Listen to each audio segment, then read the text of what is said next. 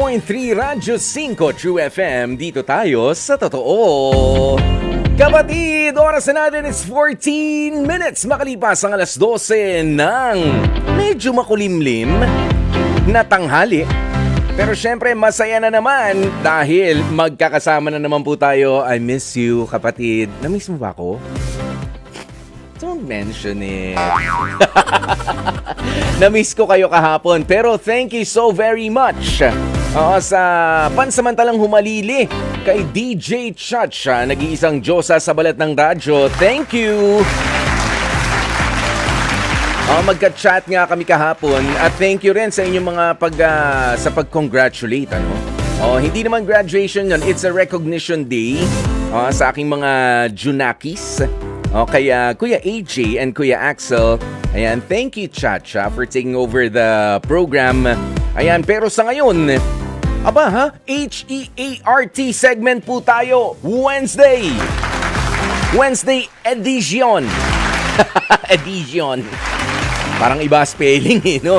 Kaya i-ready nyo na rin po ang mga hotlines natin.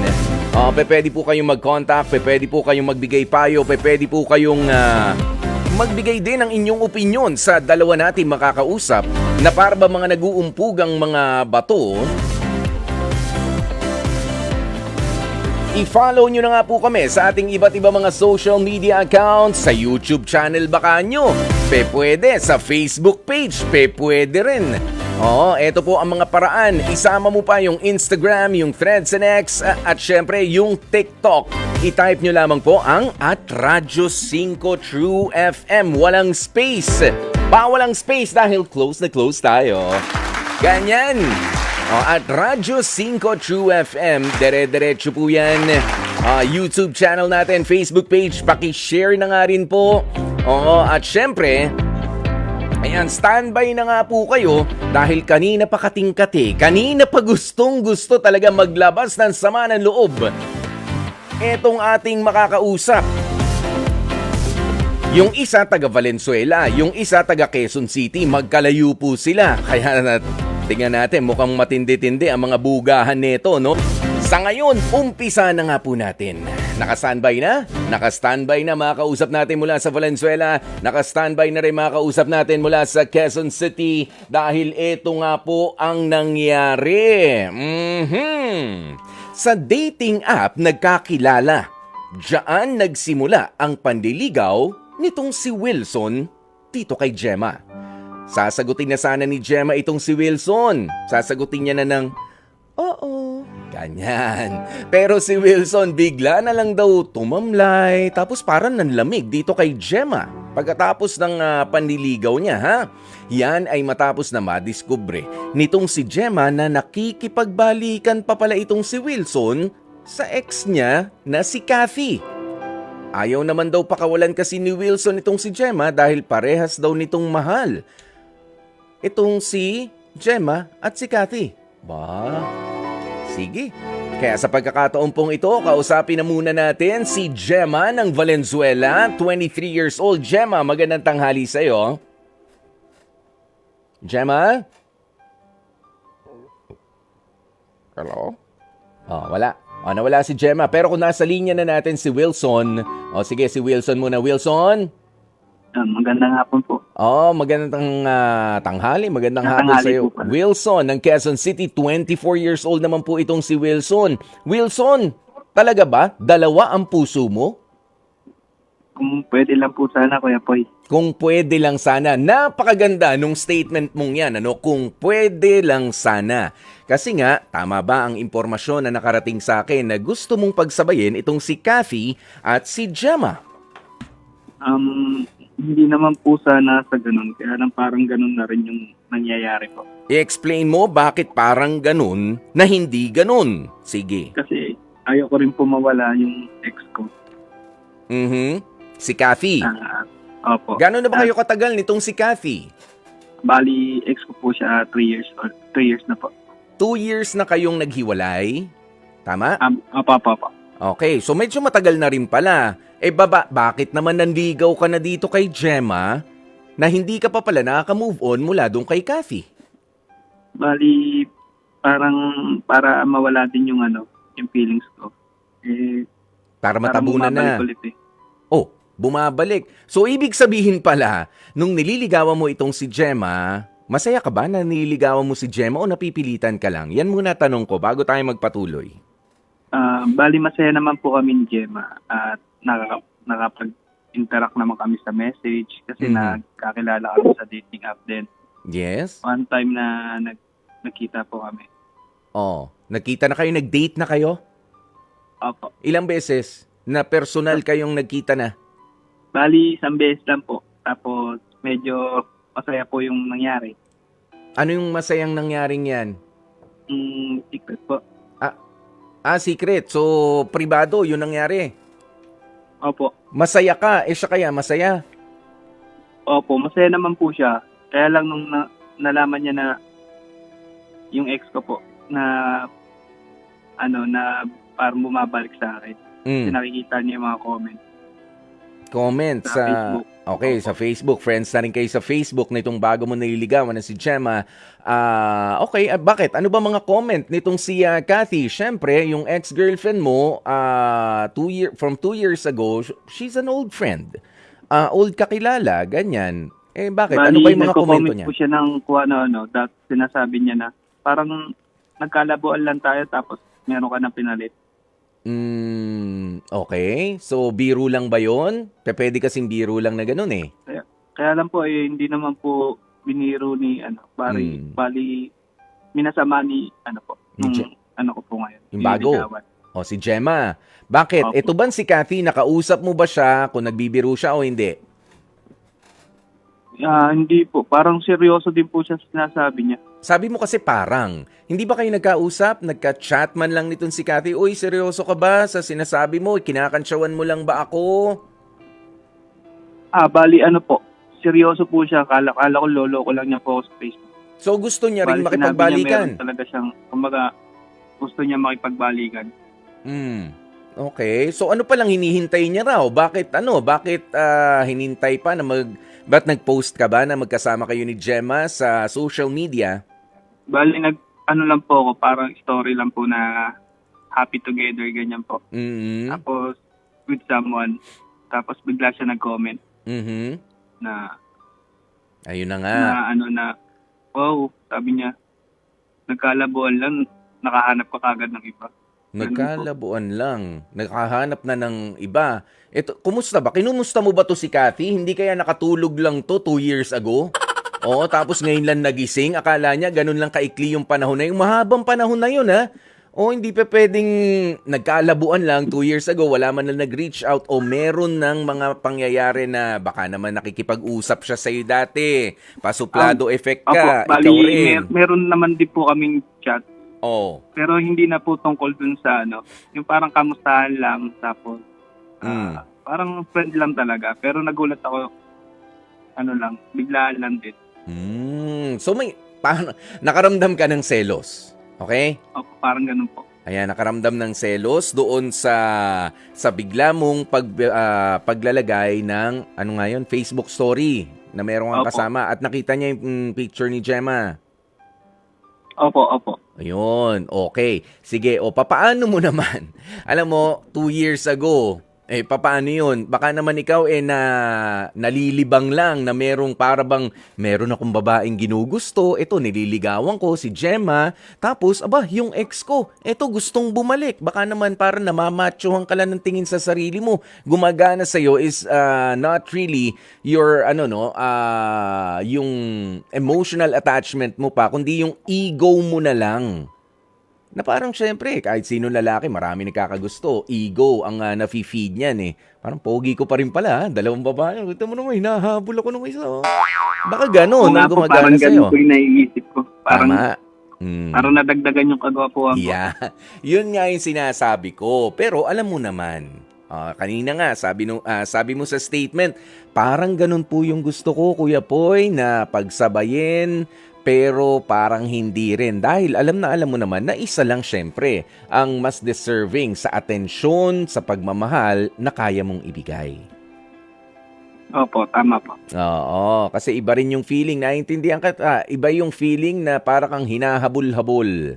Ha, kahit pa nga yan galing sa nakaraan, ex mo or hindi mo kakilala o friend mo na medyo gusto mo rin yung ganyan. Okay, sige. Ayan, nandiyan na ba si Gemma? Ayan, calling pa rin po tayo kay Gemma, para makapag-usap din kayo talaga ng maayos. Ayan, kumusta ba itong si Kathy? Ang mga latest nyong mga pagkikwentuhan, ganyan, tuloy-tuloy ba ang communication yung dalawa ni ex na si Kathy? Opo, bali po ngayon, nag-chat po siya, kita kami, tapos gusto niya makipag-usap po sa akin regarding do sa mga nakaraan, yung mga nangyari. Mm-hmm.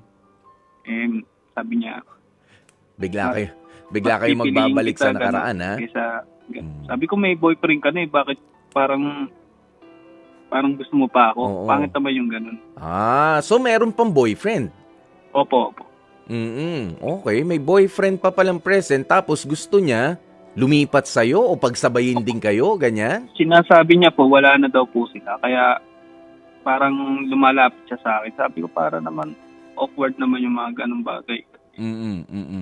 Ayan. Diyan na nga tayo naghiwalay Bakit? Ganon din ba? Merong nakasulot o may isinabay sa'yo? Kaya kayo naghiwalay? Opo. Bali, ganun po kami naghiwalay. Bali, nalaman ko din po na nililigawan siya ng friend ko. Kaibigan mo pa? Opo. Ayan. Kaya naghiwalay din po kami kasi ayoko naman din po nung ganun. O sige, habang naghihintay tayo, para nga po sa iba pa mga kapatid natin na merong maipapayo dito sa kausap natin ngayon na si Wilson ng Quezon City, pwede po kayong tumawag sa ating mga hotlines 8631-5788 o sa 8631-6674 dahil medyo nahihirapan nga po kaming balikan yung linya nitong si Gemma ng Valenzuela na bagong nililigawan sana nitong si Wilson. Sasagutin na sana siya ni Gemma kaso ganyan may nagbabalik mula sa nakaraan ni Wilson. 8631-5788 o sa 8631-6674. O Wilson, ready ka na ba dito sa mga magbabasa ako ng ilan sa mga komento ng mga kapatid natin na nandito sa comment section. Yung iba nanggigigil Sige po. Oo, ayan. Pero maganda na minsan masampal tayo, magising ng katotohanan sa pamamagitan ng mga statement din nila. Sabi ni Venancio Baltazar, mas maganda na iwasan mo na lang yung girl para mas madaling malimutan kahit hindi naman naging kayo. Ay, hindi pala. Para pala sa... para sa LQ pala yun. Sandali.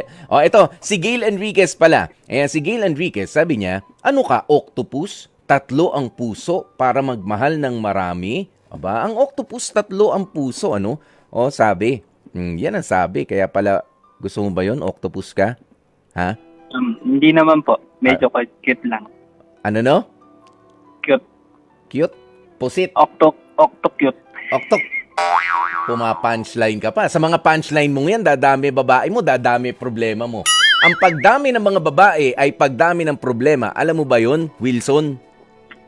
Opo. Isang babae nga lang po, problema. Di ba? Isa lang. Dinagdagan mo pa. Ikinagwapo sa pakiramdam mo pero papangit ka kaagad dahil pagka nagsabay-sabay ng toyo yung mga yan. Naku, ang alat-alat. Ang alat-alat na mga pangyayari sa buhay. Ito. Sandali. Nasaan yung mga sagot kanina? Ayan. Si Sergio Gonzalez, sabi niya, Wilson, mahiya ka naman. Yung iba nga, walang girlfriend. Tapos sa'yo, gagawin mo pang 2. Ayan, red flag naman yan. Di ba? Mas maigi yun. Kasi alam mo, itong si Sergio, single pa rin yata. Hindi ko confirmed, single pa rin. Ayan, sabi ni Webster Cañeta, hey Wilson, my friend, don't do unto others what you want others do unto you. Uy, pwede rin yan. The golden rule. Alam mo yung golden rule? Kung ayaw mo... Yes po. Kung ayaw mo na, katulad yan, di ba? Kung ayaw mo na isabay ka sa iba, huwag mo rin silang isabay sa iba. Kung gusto mo ng full attention ng partner mo at ikaw lang exclusively, ibigay mo rin sa kanila yung exclusive na pakikitungo. Oo, at pagtrato. Si Mary Fran, sabi niya, pagsasabayin mo yung dalawa, ikinagwapo mo ba yan, Wilson? Opo. 'Di ba? Totoo naman, Wilson, 'di ba? Oo. Opo. Bali, Sa pakiramdam. hindi rin naman po maganda. Kaya po, nilalayuan ko rin po si Cathy. Ayun. Kasi ganun din po nangyari sa akin. Kasi nahuli Sige. ko rin po siya na maraming kachat na lalaki. Sabi ko, Mhm. ayoko naman masaktan ng ganito. Yan. Kaya mas pinipili ko talaga na lubayan siya. Sige. Ito, si Christian ng Cavite, makakausap natin, Wilson. Pakinggan natin, ha? Ang sasabihin niya, payong lalaki. Ayan, Christian, magandang tanghali sa'yo. Narinig ka ni Wilson. Ano ba maipapayo mo dito kay Wilson? Ang mapapayo ko kay Sir Wilson is kung ano yung anong sinusunod, sundin niya yung puso niya kung ano yung nararamdaman niya. Isa pat isa lang po. Hindi pwede yung dalawa. Kasi kung hindi mo na makontak yung nililigawan mo, kung siya talaga yung gusto mo, hanapin mo. Kasi kung sinaktan ka ng ex mo, baka gawin niya ulit yun sa'yo. Kaya mas maganda, payo ko lang, kung mahal mo yung nililigawan mo, hanapin mo siya.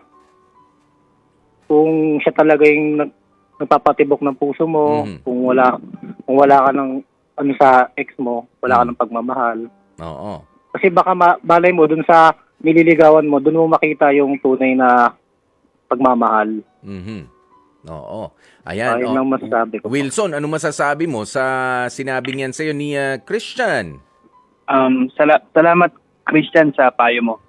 Tama yung sinabi mo na baka gagawin niya rin sa akin yun kasi hindi naman mangyari at hindi rin malabong mangyari na gawin niya uli sa akin yun.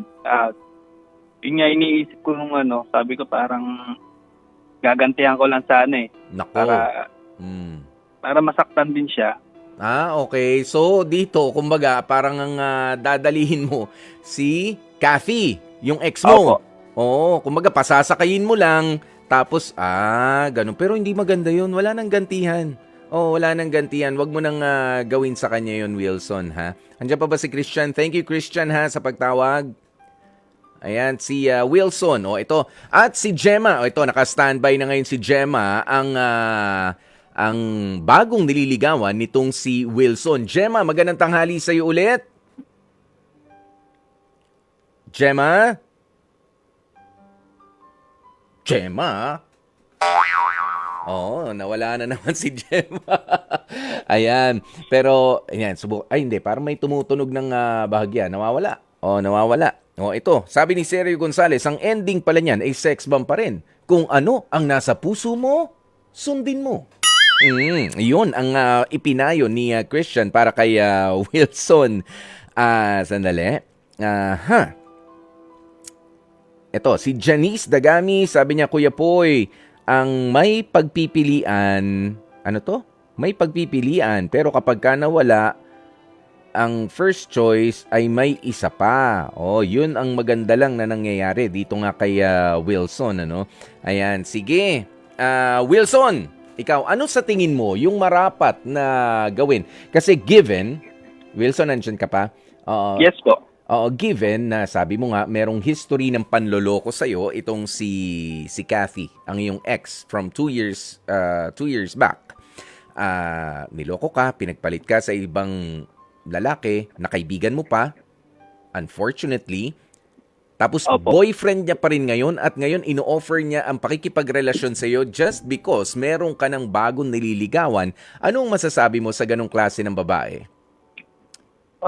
Bali yung ganung babae dapat talagang hindi sineseryoso. Saka, kung ako gaganti ako kasi siyempre nasaktan ako. Kaya lang parang niisip ko, parang nadadama yung nililigawan ko po ngayon. Damay talaga. Opo. Saka masaya naman po kami ni Gemma. Nakikita ko naman na totoo siya sa akin. Talagang pinapunta niya nga ako sa kanila nung huli namin na pagkikita. Nung magpunta kami sana. Tapos pumunta kami sa kanila. Pinakilala Bali, ka sa talagang mga... siya. Opo. Kanino ka pinakilala? Sa kuya niya. O yun, maayos naman ba ang pakikitungo sa'yo ng pamilya? Okay naman po. Oo. Bali, okay naman po kami nung kuya niya. Bali, nagka-chat na nga rin kami sa messenger. Sabi nung kuya niya, ingatan mo yung kapatid ko. No, Ganyan, see? huwag mo sasaktan kasi isa lang yan na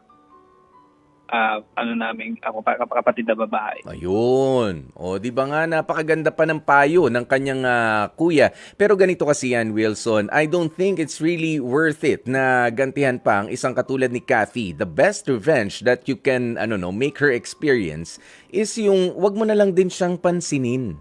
Oo, sa kanyang pang lulure sa'yo, sa kanyang pangyayaya pa ulit sa'yo na, lika, guluhin ulit natin ang buhay mo. Gusto mo pa ba lumapit sa taong ganun? Na gusto lang guluhin ulit yung buhay mo, paasahin ka ulit? Gaganti ka pa ba talaga? Kasi kung gaganti ka, you are no better than her. Oo, hindi mo hindi mo kinaastig yun. Okay? Ha? Yes po. Wilson, Yes po. kaya kung gaganti, kita mo yan, nasisira pa ngayon, sasagutin ka na sana ni Gemma, nag-uumpisa ka na ng panibago para sa buhay, pero hindi 'Di ba? Dumilingon ka pa, may gusto ka pang gantihan, wag na. Masaya ka na nga Ba't gaganti ka pa doon sa naging dahilan ng kalungkutan mo dati? O ito, meron pa tayong isa makakausap, si Jing ng Imus Cavite, 51 years old. Jing, magandang tanghali po sa inyo. Hello po, magandang tanghali. Ayan, ano ba masasabi ninyo dito kay Wilson? Siguro po lang kasi narinig ko nga po yung yung story niya po. Bali siguro nagkakaroon ng kalituhan lang po dun sa feelings niya. Pero sa tingin ko po, mas magpo-focus ako kung sino talaga yung mas patimbang sa sa puso niya. At saka kung ako kasi previously parang kung ano yung iniwan na Yeah. Ganun po. Oo, ganun talaga, 'di ba? Tsaka kayo po ay 51 years old na, 'di ba? Kapag kayo mga problema na dinesisyonan mo noon na hindi pumabor sa iyo, babalik-balikan mo pa ba 'yun? Nagkamali na nga ako noon O kaya hindi na nga ako naging masaya, ba't pa ako lilingon? Mas mahirap umusad sa buhay kapag ka ganun. Yes po. Oo. Kung na po yung present siguro para sa akin.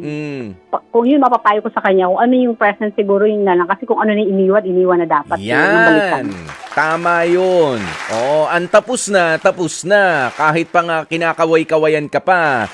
Oo, Wilson. Yes, o galing yan. Nakita mo na yung yung mga misunderstanding nyo, tapos yung mga hindi mo nakikitang maganda sa kanya, bakit mo pababalikan? 'Di ba? Hindi na pinapatulan, kumbaga. Kapag mayroong mga gustong bumalik na alam mo, in the first place, babalik, tapos ganyan, meron pa pala siyang karelasyon, guguluhin lang niya talaga yung relationship mo dito sa bago. Sayang naman itong bago kung maayos naman siyang tao, si Gemma. Yes, With all due respect kay Gemma. Di ba, Ate Jing, maraming salamat. Iniwan mo na yun kasi may nakita kang hindi maganda. May mga pangit na nangyari. Huwag mo nang balikan. Para move on ka na lang. Ate Jing, may pamilya ka na ba?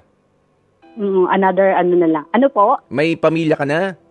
Yes po, meron po. Meron naman na. O sige, hindi Opo, kasi namin lima po anak makontak ko. si Gemma.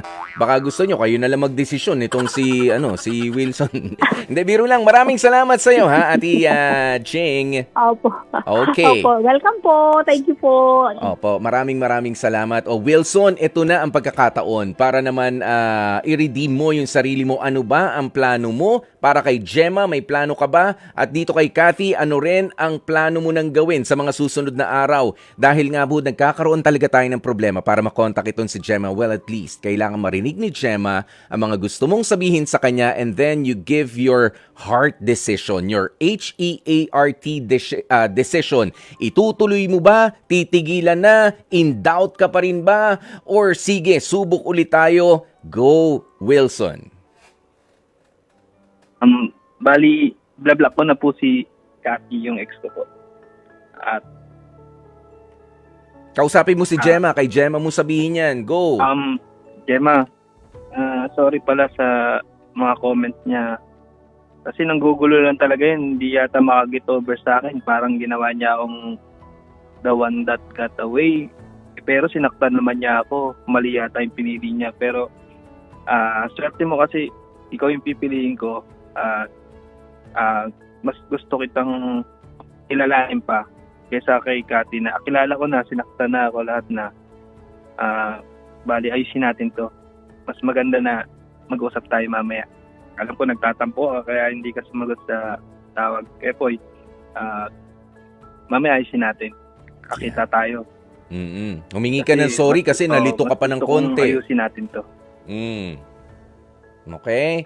Uy, masama yung nagpaplano ng paghihiganti sa kapwa, ha? Kahit kay Cathy. At hindi ko na pag-iisipan yung ano. Kasi nakakasira lang kasi bali gaganti ako, nangyayari. Nagkaroon din ng problema. Kumbaga, bumabalik agad. Mas maganda i-let go ko siya at maglaway na lang siya sa akin. Ang pogi mo naman pala talaga no? Buti na lang talaga, medyo malayo-layo ka sa akin. Okay, sige. Yun lang. Wilson, anong desisyon? Diretso? Bali decision ko po, let go ko po si Cathy. Tapos go ako kay Gemma. So, approve na approve. Yes po, tuloy approve na tuloy para kay Gemma. Redeem yourself kay Gemma. Maraming salamat sa iyo, ha, Wilson, sa pagtawag sa amin at hayaan mong bigyan ko muna kayo ng special na awitin nitong si Gemma. Sana nga makabalik ka pa, Wilson. Diyan talaga sa ruin mo, maghihiganti ka lang naman pala doon sa ex mo. Kawawa naman, sasagutin ka na. Kita mo, nagkanda-hetot-hetot pa.